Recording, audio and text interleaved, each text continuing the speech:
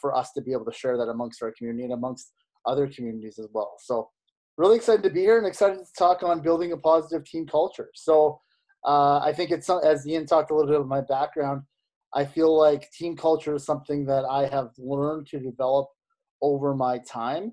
And I think that it's very important. So we're going to talk about that and your role in it. And I would say first, though, before I start, a bit of a sidebar is through Dave, sorry, can I just interrupt? We forgot one piece. One of the things we were going to do tonight is, as questions arise, please use the chat function to ask those questions, and Dave will address those questions at the end.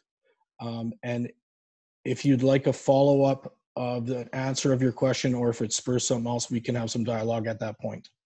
Yeah, for sure. Thanks for putting that in there. So as I was saying, though, just a sidebar, through COVID, I think there's been a lot of coaching resources that are out there, and this is part of it. And I've gotten to present in a few and gotten to watch a lot more. And I think for that, what I've learned out of those is I think it's all about coaching context. I think it's important when you watch a clinic to understand the context the coach is coming from, where they're coming from, where their message is coming from, their experiences. But most importantly, important for you to take it and put it into your context. I strongly believe that world-class techniques can be applied to junior level coaching and vice versa. And just because I'm a basketball coach, this is not a basketball message, and I think it applies to anything. And some of the best clinics I've been to have been other sport clinics. So what I would advise you to is try to take it and take this and put this into your own words in your notes and put this into your context, because I feel like this is a message of team culture that's pretty universal. It reminds me of my first big coaching clinic I went to, which is the NCAA clinic in Toronto. And it was all these Division I top tier coaches. And I went there and I wrote down every word. And for 3 days, I wrote 15 pages of notes. And I left there with obviously a sore arm and writing every word said. I think if they asked for a cup of water, I wrote that down. But I also left there with 15 pages of notes I couldn't use.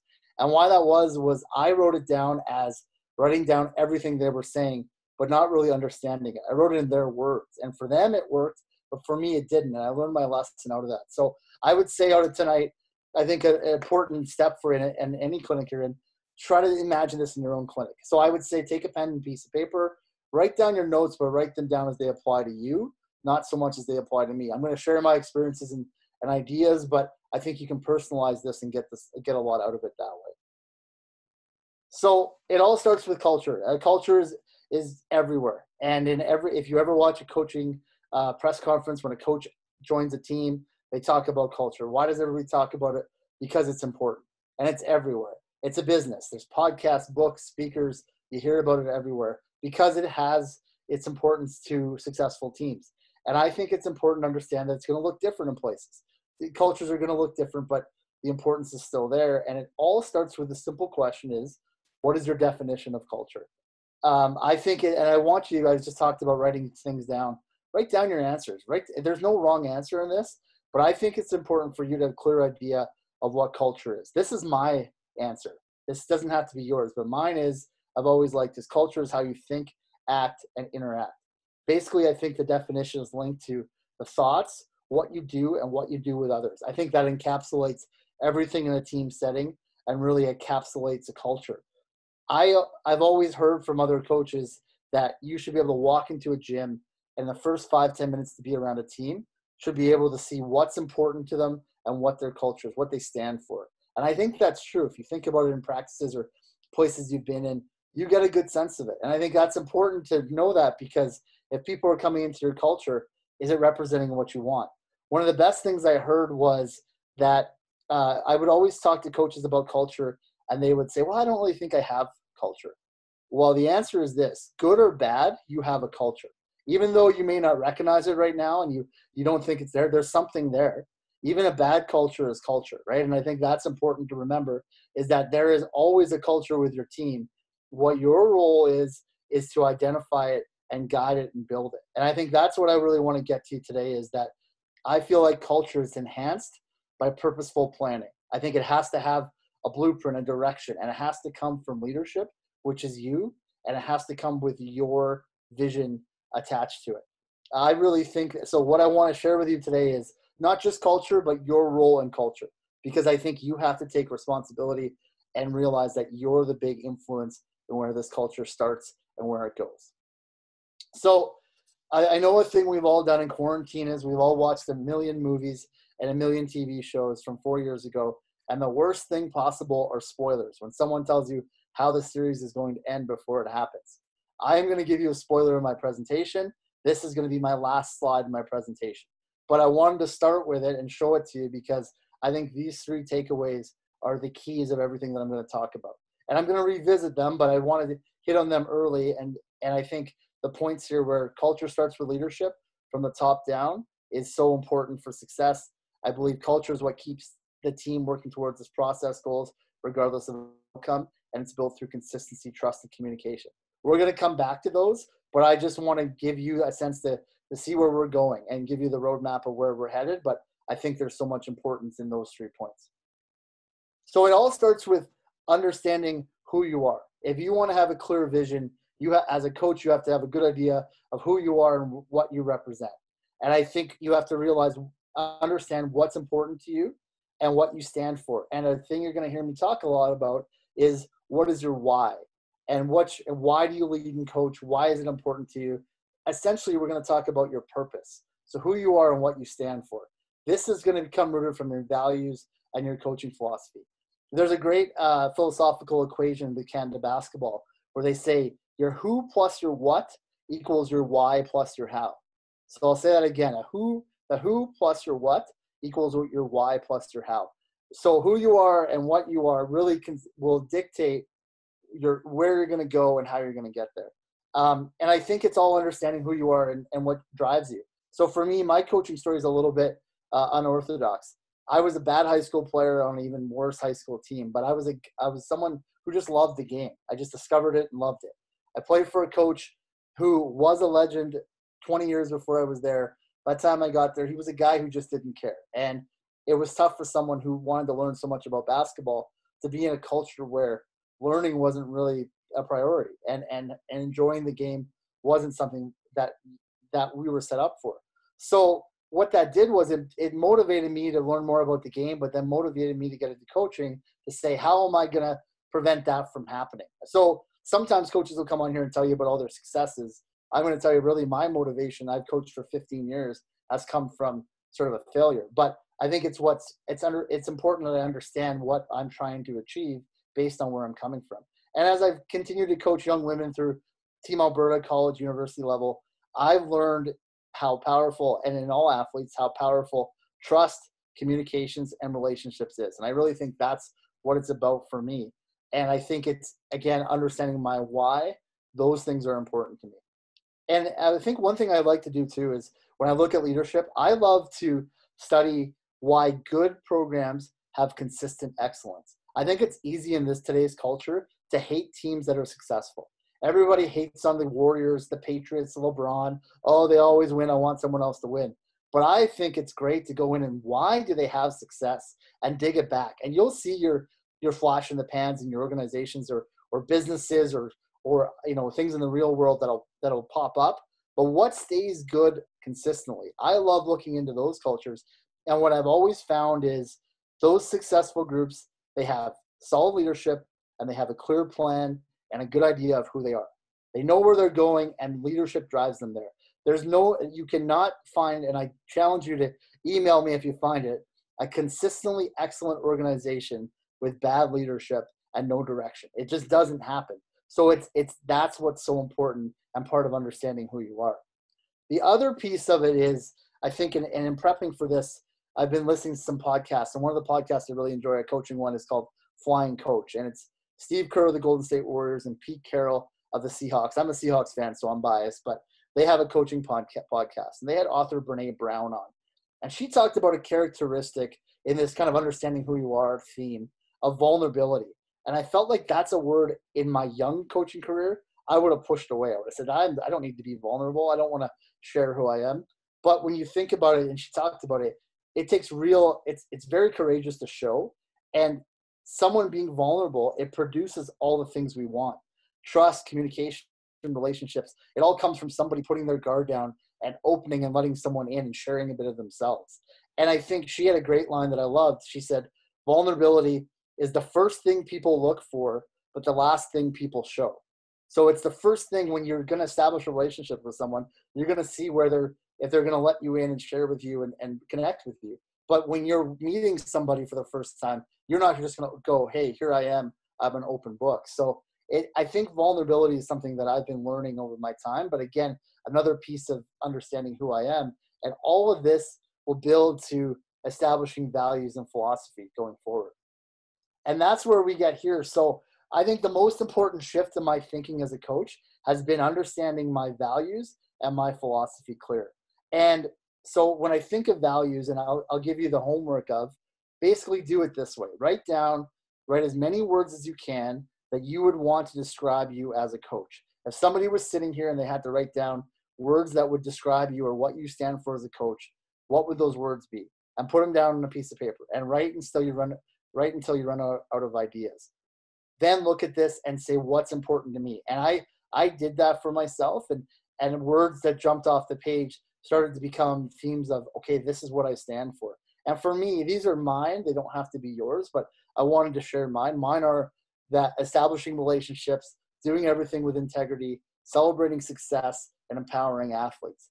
Now, I'd like to tell you that I'm some creative genius that I came up with an acronym that spelled RISE, and this was all by design. But this was not by design. It was a happy accident. But it's been powerful that I've had an acronym that's kind of become a life mantra for me. I've been able to, in times of adversity or on my practice plans, even write it down. It centers me. I know why I'm doing what I'm doing because I know who I am. It's as simple as that, but I think it really shapes everything that we do going forward. So I would say if you take an activity out of this, write down your values, because your values then are going to lead into your coaching philosophy. And I think we all have a coaching philosophy. I just don't know if we all can communicate it. And for me, I've worked on it. I'm proud of what my philosophy is. I stand by it. But it's not even really the words that are powerful. For me, it's the fact that I can clearly communicate it. I can understand it. I can share it. I can live it because I know what it is. When it's written down in front of me, philosophy becomes so much more important because it's a real thing. It doesn't just live in my head and I think, yeah, that's kind of what I stand for. So again, it's that little bit of work of really getting a sense of who you are that's going to make your culture rooted in something that's real and true because you know what you stand for. And I think the power in that is pretty massive.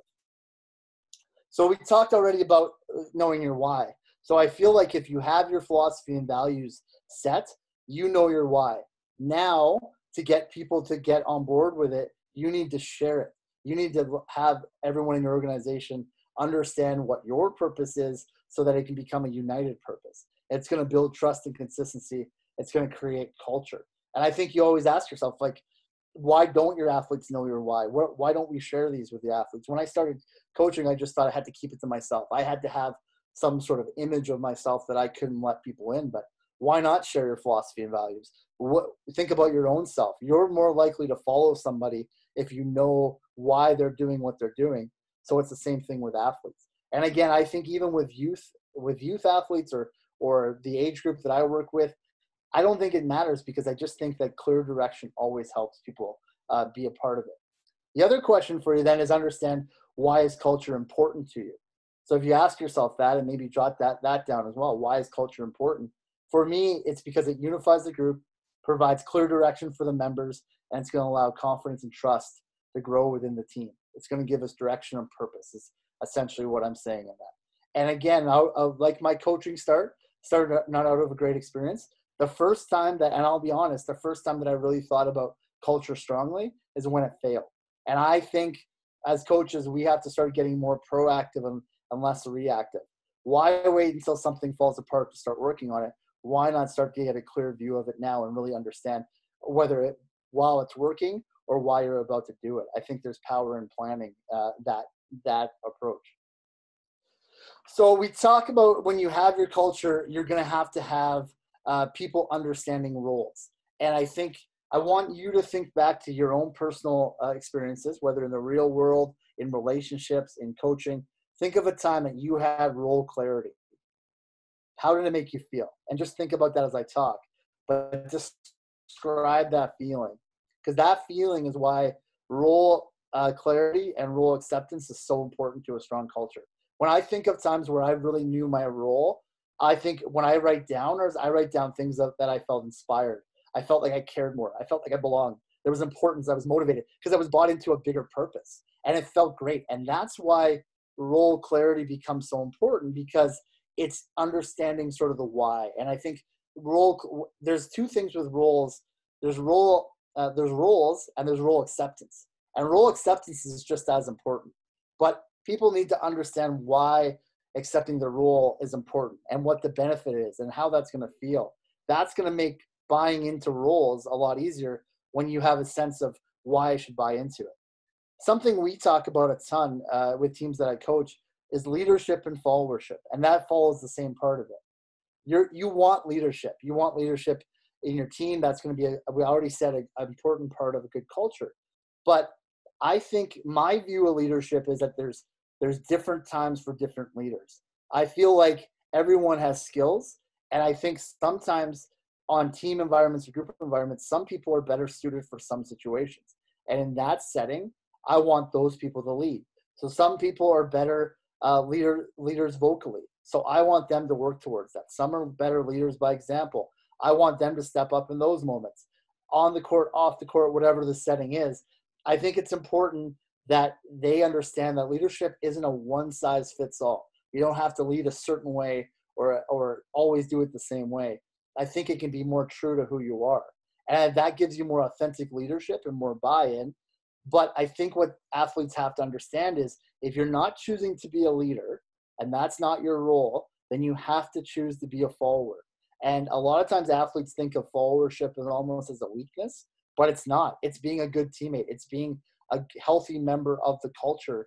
That's going to help you and your team grow if people accept the fact that it's okay to follow in this situation. Maybe there's a time where I'll be asked to lead. Maybe not. Maybe I'm just going to follow. But I'm going to make our group stronger if I follow.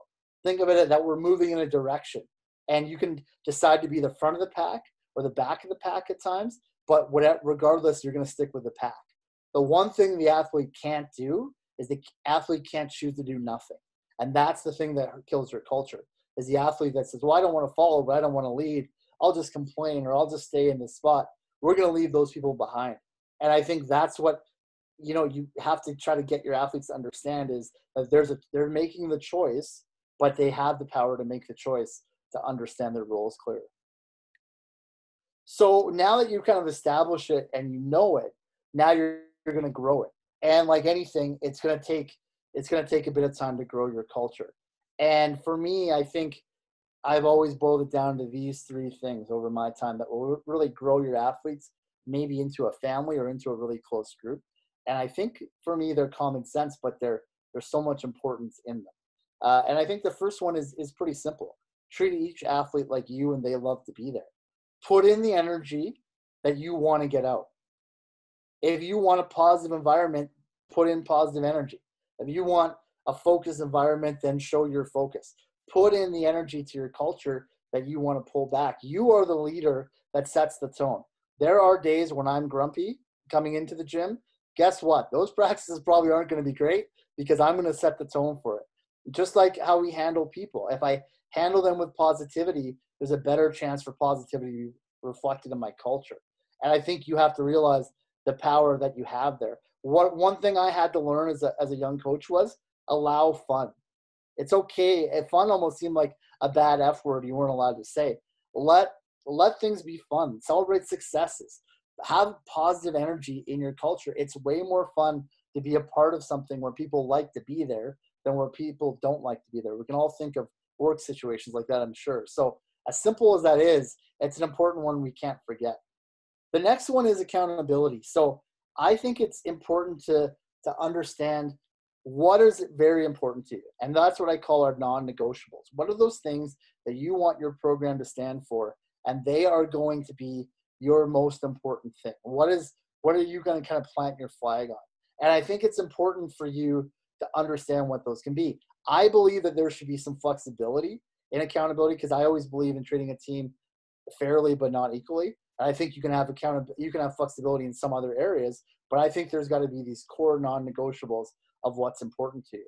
And they have to be realistic. So for example, for me, if I'm training a team, I'm not too worried about what they wear. So we have team gear. We have blue shorts. Some athletes have blue shorts from 5 different years. So if they come in and they're wearing their blue shorts from 2 years ago, that's not a big deal for me. As long as you've got shorts on, we're ready to go, we're focused on practice, that's not a big non-negotiable for me.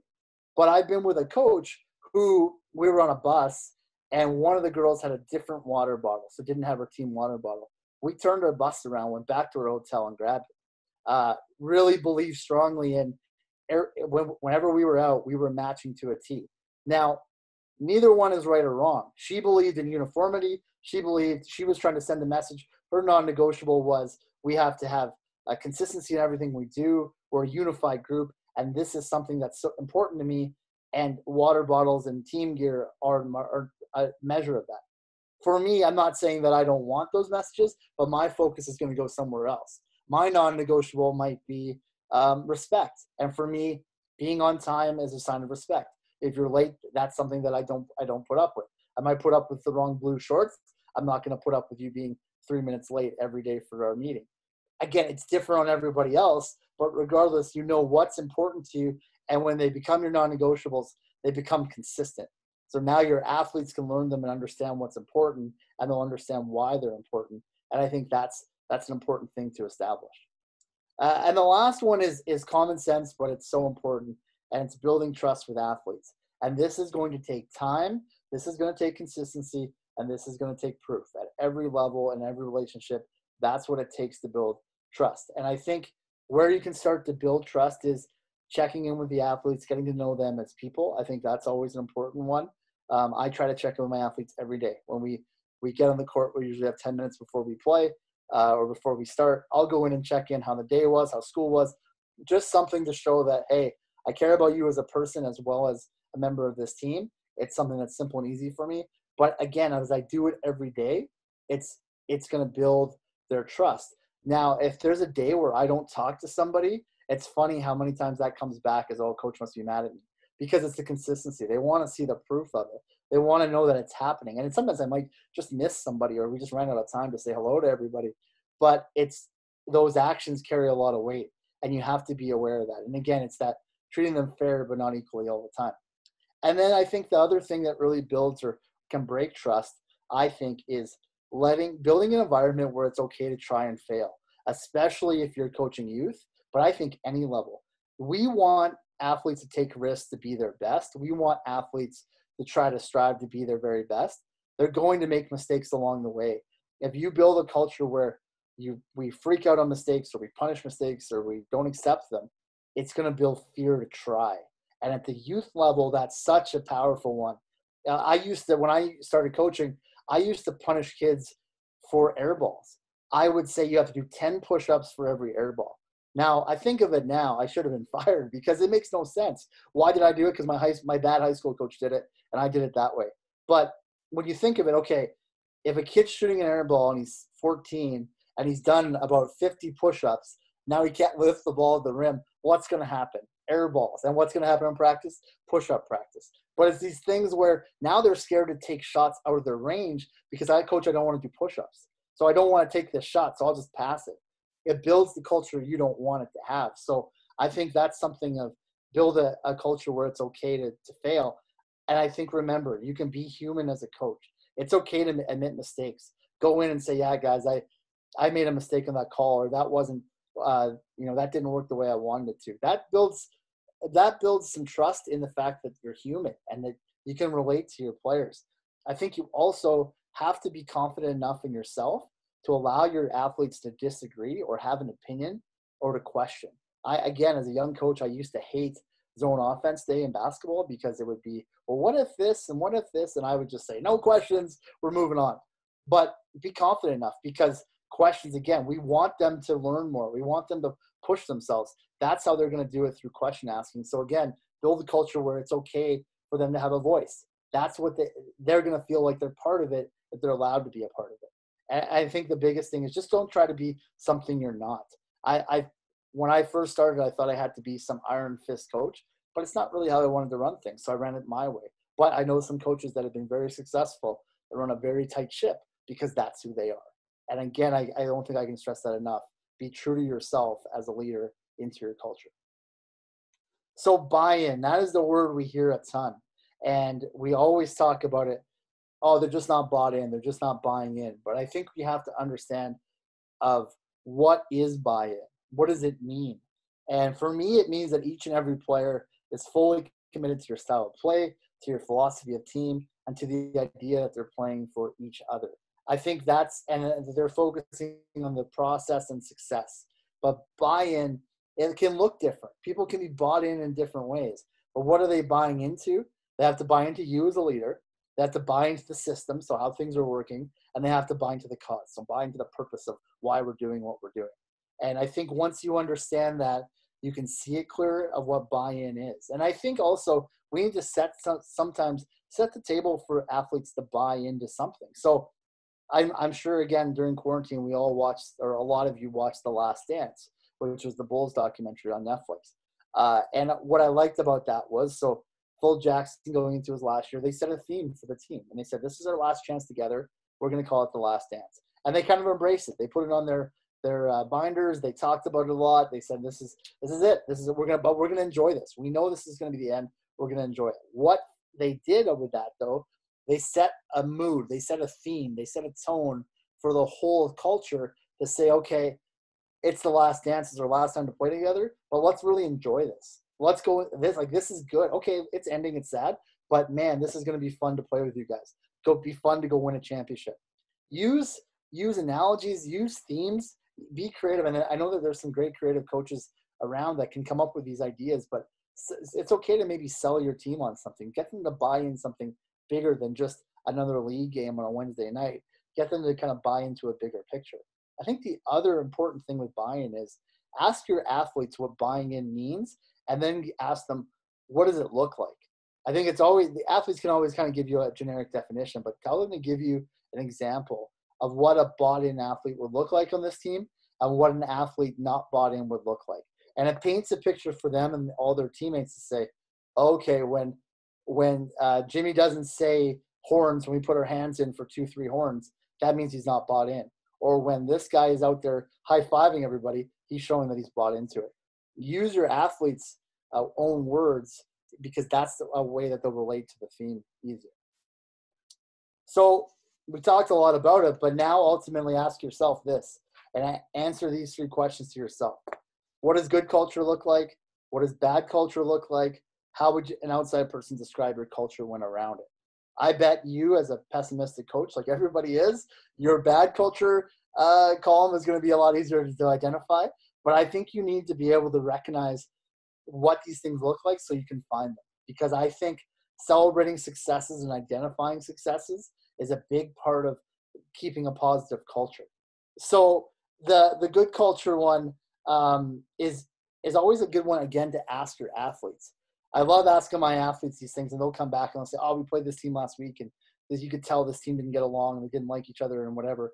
They recognize a lot of things. So another one of these is I would take the good culture, bad culture question and put it to your athletes and hear what they say, because it'll be interesting. But for me, good culture, I mean, I think it's more of a feeling and a vibe almost. When you're around it, you know you're around it. And I'll tell you, I like this picture. So I'll tell you the quick backstory. And as a coach, you have a memory like an elephant. So I know this was against the University of Calgary. I know this was deep in the 4th quarter. I know we were right in this game. I think it was a 3-point game.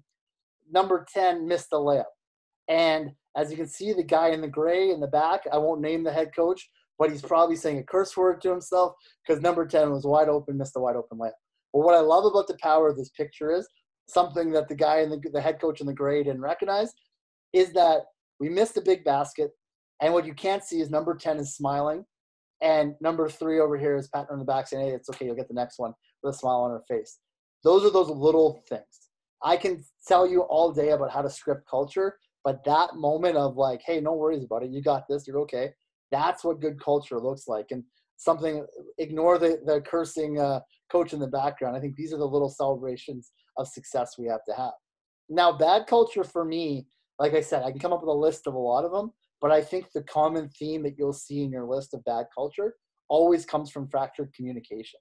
It comes from breakdowns of communication. There's a misconception. Someone didn't communicate clearly. Someone didn't understand it. It leads to all sorts of problems. But so many times, fractures in culture come from miscommunication.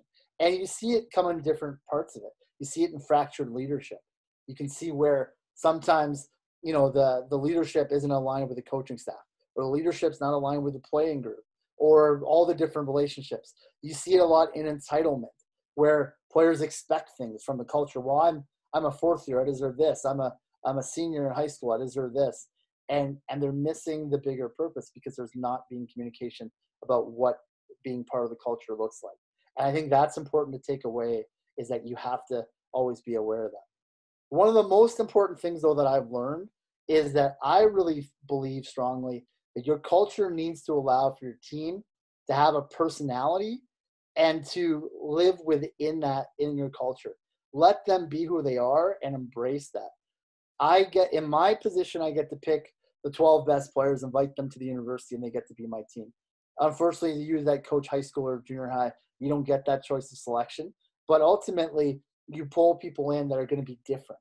And I think a mistake that I always would have is I would really try to make everybody conform to exactly the same. But personality-wise, there's not 12 people that are the same anywhere.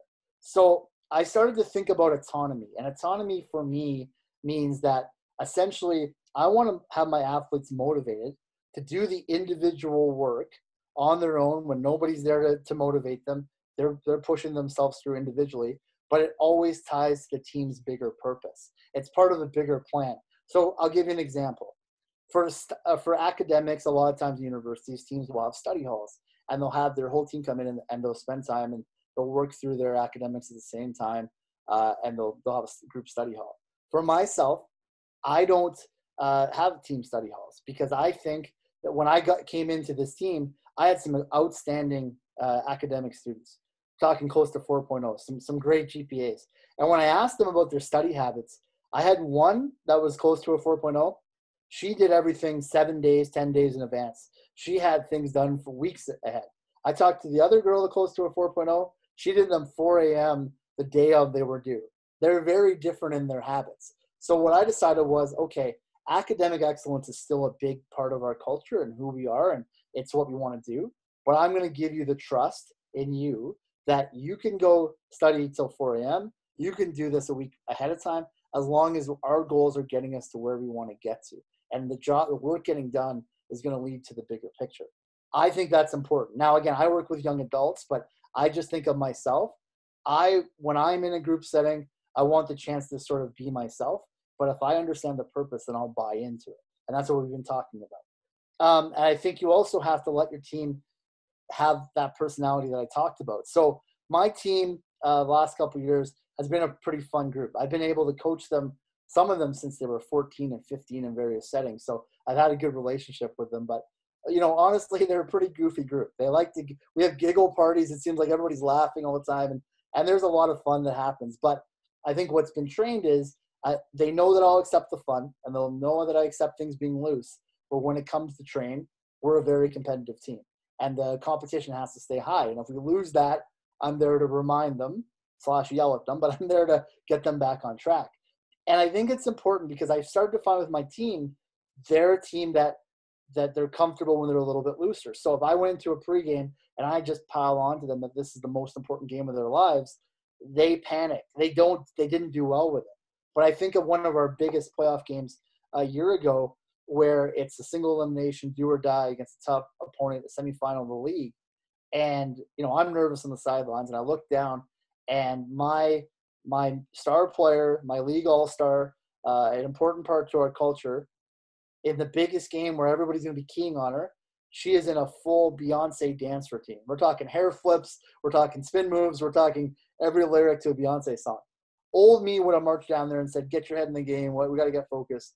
But this me said, she's earned my trust, that I know that she's better in a better headspace when she's relaxed like that.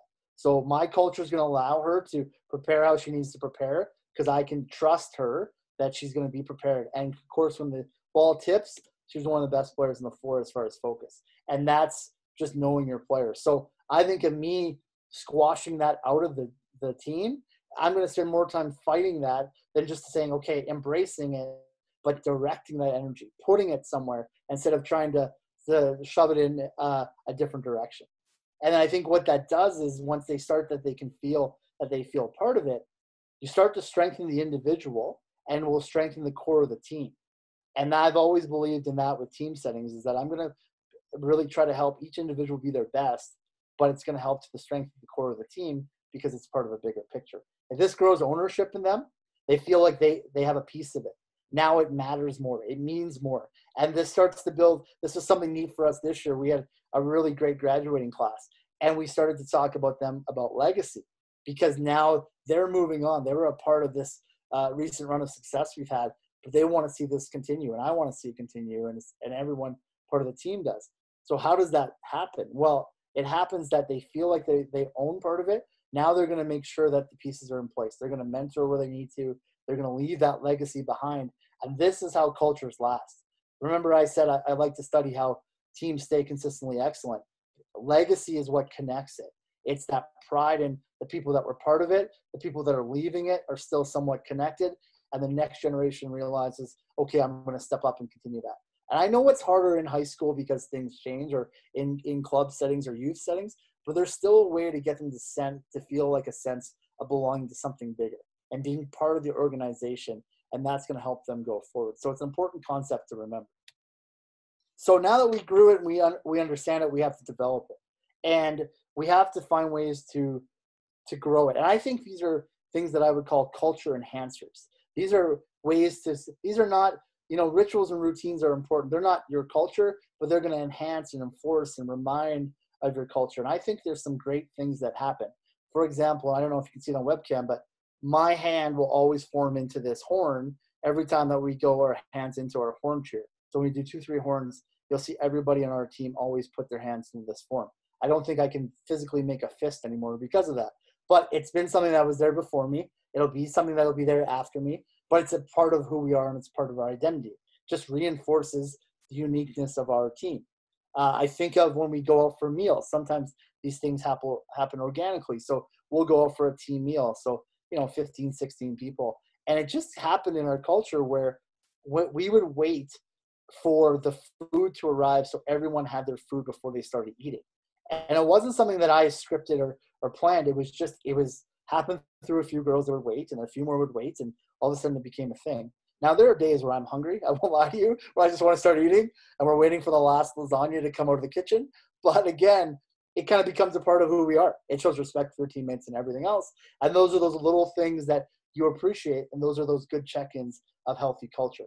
I think another way to highlight those successes, and that's how you reinforce them, is modified scoring. So in your training environment, so when you see good culture behavior, so this picture, you see them dive on the floor, or you hear someone that's a loud communicator, or you see someone give a bunch of high fives, whatever's important, assign point value to it. Give them 100 points, 1,000 points. It doesn't matter, but highlight that. Make that worth something in your practice, and you'll see people try to do it more in their training environment. I think in the competitive environment, there's a lot of creative ways that you see people use it, and you see it on social media a lot, where they'll reward players that best represent their culture. So maybe it's a hard hat or a jacket or a belt or a stuffed animal or whatever it is. A lot of creative ideas out there. I think those are always fun ones to kind of reinforce it. But again, you're rewarding the behaviors you want to see. That's how this thing kind of keeps growing and stays in your community. And speaking of that, so one of the benefits, I got to coach Team Alberta as I've been training in Edmonton during the summers, and when I'm up there, the Canada basketball women's national team is up there training. So I've gotten lucky to poke my head in a few times, and you really see that they have a strong culture. Now that's a national pride culture, but they make it a big part of it. They've had to build that over time. And you'll watch when they compete internationally, they're all going to link arms. They're all going to sing the anthem because they feel like that's an important sign of their unity, an important piece of their culture. But one day I happened to be up there for their jersey presentation day. So they were off to play a tournament in Brazil. And it wasn't an Olympic Games or anything. It was a qualifier or some friendly competition. But this was their day they were getting their jerseys. And what they did was every time that they give their Team Canada jerseys out, they have a jersey presentation. So they set it up with some banners and some chairs, and they found a space for it. and they would call each member up. They would talk about them. They would get their jersey. They would talk about the importance of that jersey to that individual, and everyone would do that. And it was kind of an emotional thing. And again, this is not the Olympics. And when I asked more about this, they do it all the time because they're gonna take pride in getting that jersey. And in the past, jerseys, like, I'll take a bag and throw it on the floor and say, grab some shorts that fit. Here we go. Not with this, because this was representing Canada and being a bigger part of it. And you think of it, yeah, the jersey means something, but it's showing it's more important to be a part of this team. That's a healthy culture and a really good culture going forward. So again, these little things that I know all of you are more creative than I can, but they just help enhance and enforce your culture. So now once you get to it and you know who you are and you develop it and you grew your culture, you need to check into the health of your culture. So the most important question you can ask yourself in anything that you plan to do as a coach is, how do you know it's working? How do you know it's successful? Ian mentioned I just finished the Advanced Coach Diploma programs as part of the NCCP, and we did a lot of work on, we tried everything from program planning to nutrition planning to mental skills, and every question they would ask at the end of it was, how do you know it worked? Give us proof that it worked. And I think with culture, you need to be aware of it as it happens. Culture is not something that you set and forget and you just leave and say, yeah, I think that's what we're going to do this year and we'll come back. Culture is something that you can check in all the time. It's a great almost mood ring in a way of telling you where your team's at, and allows you to know where they're at, where the culture's at, so that you can maneuver it, fix anything that are there, steer it in the right direction. So some of the ways you can do it are self-evaluation. I think you have to realize you can't BS yourself and you need to be honest with yourself. But a lot of times you as a leader, you have a good sense of where things are at. But I think you need to bring in other voices and communication with leaders and with the team. And I would say in formal settings, so meetings and those things, but also non-formal settings. So checking with people. That a lot of times the most powerful messages that I'll get about my team is when I talk to my team. And they'll come back with a perception where maybe you didn't see it. Maybe they feel like this practice was a lot harder, or maybe they feel like they need to spend more time talking about leadership or hanging out off the court. I've heard so many great things over the years, so like just asking them and using them as a gauge. And I think we have to realize that our athletes can see these things from a different level than we can. I think it's always great if you can to have a trusted outside opinion. Bring in somebody else with a different view, because a lot of times you are tainted by what you always see. There's maybe that athlete that drives you crazy, or that one frustration that you always hit to. If you have a mentor, or if you have somebody that you can bring in from outside, or even just a different view, it's going to be refreshing for you, because they'll be able to say, your culture looks like this. This is what it looks like. They can give you a different opinion, which I think will be beneficial. And then the last one that I really liked is exit surveys. So we always do exit surveys at the post-secondary level at the end of the year.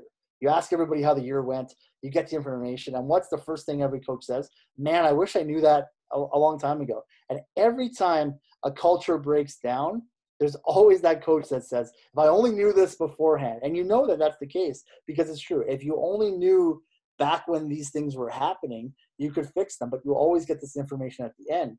So I watched a talk from Ryan Saunders, who's the head coach of the Minnesota Timberwolves in the NBA. And he talked about what they do in their organization is that they'll have their exit interviews. So the same questions that they make about culture that they're going to ask at the end of the year, they're going to do them 3 times during the year. They're going to do them at the end of their preseason, at their All-Star break, which is their midpoint, and then at the end of the year. So they're going to ask the same questions, but they want to know just as much as they want to know at the end of the year, hey, how did it work and how did it go? They want to know how it's working in the moment and how it's going in the moment, so they have a chance to actually change it if they need to, grow it, steer it where they have to. And I think it's a small change in philosophy, but I think it's very powerful and something that I think I'm going to adopt for my own team, because it's going to give you a consistent temperature check of where things are at. And I really think that with your culture and the health of it, I think a lot of times you can tell if it's healthy is people that will walk out of it, that will be a part of it, can they describe it? And then people that are in it, can they describe it? And I think that's, if you know what you're a part of and you leave the culture and you can say, this is what we stood for, I think that's a strong culture. That's got a chance to grow and continue and will thrive and create that legacy that we talked about, which I think is so important. So it brings me to my last slide. And you saw this slide before because I started with it, but I want to come back to it because I think that these are some key takeaways. And as I talked about, culture starts with leadership from the top down. It's the foundation. It's what connects everyone together and guides the ship. I will challenge you again, like I said, look at successful groups. They're always led well. That's a crucial thing. And realize what I want you to take out of this is your role in that leadership. You get to create that, and you get to steer that ship. Culture is what keeps the team working towards its process goals regardless of outcomes. So it's essentially, I feel like a strong culture will keep you guided on the process. And I think as a coach, as a young coach, I made too many mistakes based on outcomes. And outcomes are the results that come off the process. So if I want to win a national championship or I want to win a league championship, that's my outcome. My process might be that I need to get my defense better, my transition better, my offensive game plan, and then break that down into the parts of it. That's the stuff that we have to focus on because we want to keep focusing on the process daily because the desired outcome will come. We just have to stay on the task of what's ahead. And a good culture that's supportive, that's fun, that's engaging, that I feel part of, will keep me on that, we call it quote unquote grind, but will keep me on that path of that process. Because the process could be long, it could be a windy road, it could be difficult, but strong culture of knowing who you are is going to get you on that path. And I think that's an important piece to remember, is that it's going to unify you and tie you together and keep you unified through, regardless of outcome, regardless of losses, regardless of winning streaks and losing streaks, it's going to keep you together. And the last one is that it's built through consistency, trust, and communication. This one comes from, I read an article many years ago, and they surveyed a whole bunch of athletes when they left organizations. And they basically asked them the question, what is culture? What is it built on? What's important? And the athletes said consistency, trust, and communication. And for some reason that stuck with me, and I've always taken it with me because it's true. Every team that I go back and review that I coach, the best cultures I have consistent actions. They trust each other and everyone in the organization, and they have positive communication. And I think those are simple concepts, but they take time to perfect, but they're crucial to a good culture. So that brings us to the end. And I think what I want to just make sure that you realize is that you as a leader, you have a major role in culture. This might feel overwhelming. This might feel like there's a lot going on, but this gives you a sense to understand that you control where your team is going and where it's headed and what it looks like. And I think that's an important thing going forward. So that brings me to the question part of it here. So I'm going to try to pull up questions here in a second. But before I do that, I just want to thank the U of L for having me speak. I want to thank ASDC for putting this on. And then I just want to keep encouraging everybody to keep going forward and keep attending these clinics and keep taking notes and putting in your own context, because I think there's a lot of great stuff to come, and I'm excited for the next few weeks. Okay, so now I'm back here. So if you have any questions, you can throw them into the chat. I was going to say, Dave, if since we don't have any in the chat, if someone has a question, to use the participants button to raise their hand just to keep some sense of order, and I can pass that on to you. And if you don't have any questions, which is possible for sure, feel free to reach out. If you want to talk about this offline, or you get into your situation, get into a jam, or heck, if you just want to talk coaching, I'm happy to talk about these things offline. I think that these are great conversations to have at any time. So feel free. You saw my contact information, but you can find it on the website. If you don't want to talk about it now, you can reach out to me at any time.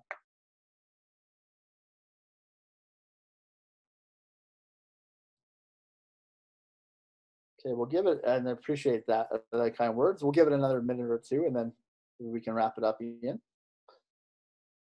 Okay, well, why we wait? Okay, I've got a question. Okay. Yeah, I've got one. So, no, go ahead.